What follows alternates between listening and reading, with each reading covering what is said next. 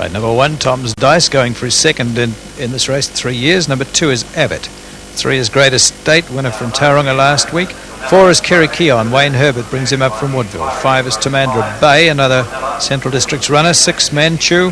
7, Joel. 8, Mr. Lumley, and yes, he is raced by Mr. Lum and Mr. Lee. And number 10 is Tamerlane. Number 11 is Noble Encounter. 12, Crown and Anchor. 13, Ishbel, stepping up from Class 2. 14, the veteran of the field, McLeod. 15 is Mrs. Roper. 16, Fury's Grit, in the colours made famous by Fury's Order. 17, Inner Force, and 18 is Norfolk King to complete the field.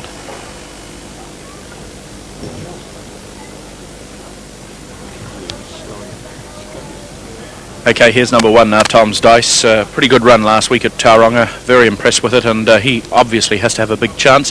He's at 640 and 225. Elwyn Tweedy to ride.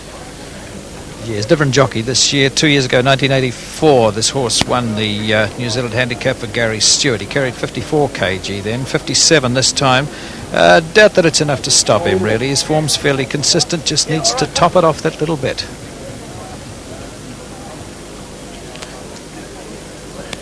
Here's Great Estate now, and this is the horse that gave John Steffert a big thrill last week in winning at Tauranga, the feature of the day, the DB Draft Trophy. Gary Grills is to ride him, and I was mighty impressed with that effort, and I heard John say after the race that he said the horse will be even better next week, so if that's not a tip, I don't know what is. $12.80 and $4.85.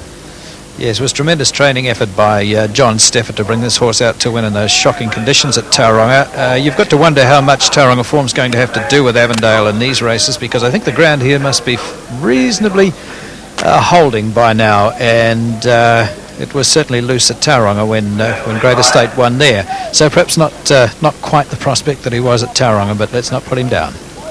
Here's Mr. Lumley now, and he's the hope of Dan Lee and Jack Lum, well-known fruiterers here in the Auckland area. Bill Winder, if Te Rapa trains him. He's a horse that really likes this track, and I give him a bit of a chance too.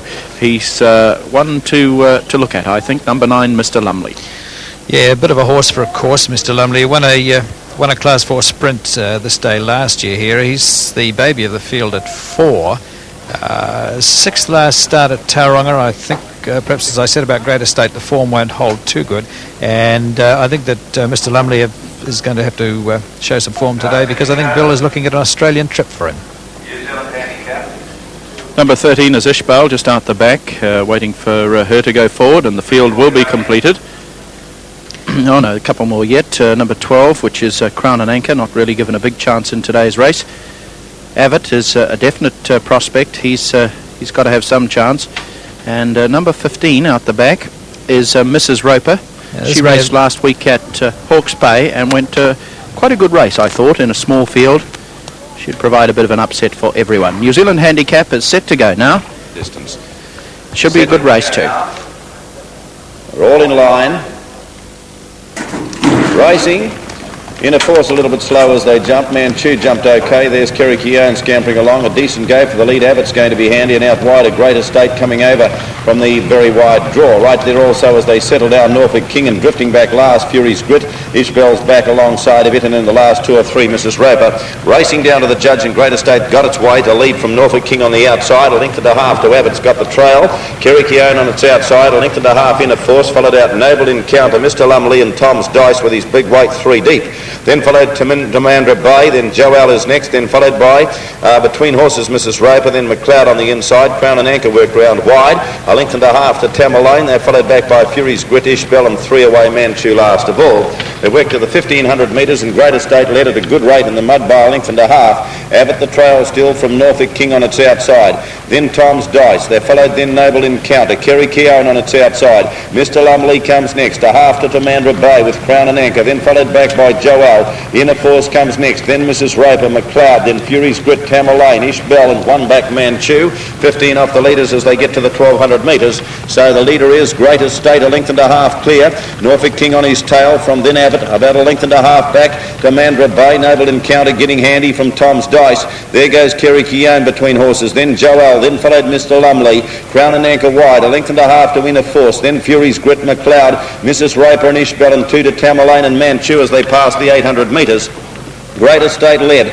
But being tackled quickly on the outside by Norfolk King and Noble Encounters going up 3 deep to lead them all.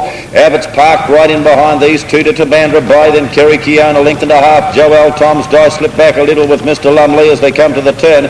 So it's Noble Encounter on the outside of Norfolk King, and they've shaken Great Estate off. Avitt's going with the two though as they come to the turn, then Kerry Keown followed in by Joel into the straight. 400 to go. Noble Encounter shot to the lead. 2 clear now from Avitt. Then Norfolk King still gnawing away on the inside, and Kerry Keown to Mandra Bay late.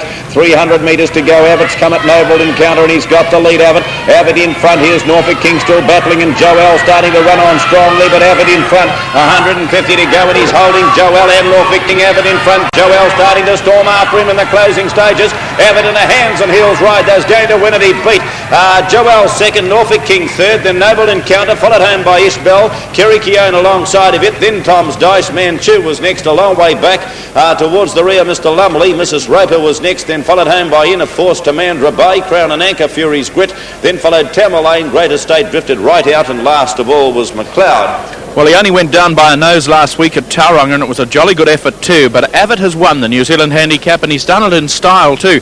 Pretty good effort here. He's held out the fast finishing Joel, and he will hold on and win it. Let's go to the final stages now and have a look. Well, talk about a good performance from the horse, but the ride from Brian York was magnificent. He gave Avitt a perfect trail, didn't cover an inch of extra ground now, and the old boy's working really hard now. He's got Joel coming at him and Norfolk King, but York's just riding hands and heels at the moment. He still hasn't gone for the bat. Horse on the inside's under heavy pressure now, but Avitt's holding on. He knows where the post is, and this just goes to show that the form from Tauranga does hold good, although Great Estate, after making the early pace, gave it away. Avitt, if anything, getting away from them a little bit now as he comes down towards the line, just getting a slap on the shoulder from Brian York, and he's going to go to the line with quite a little bit in hand now. Right, Joel comes home best part of a length in arrears, and third place Norfolk King and Daylight to the rest. So a great ride from Brian York on Avitt for Chris McNabb, who's coming down to Palmerston North in the very near future.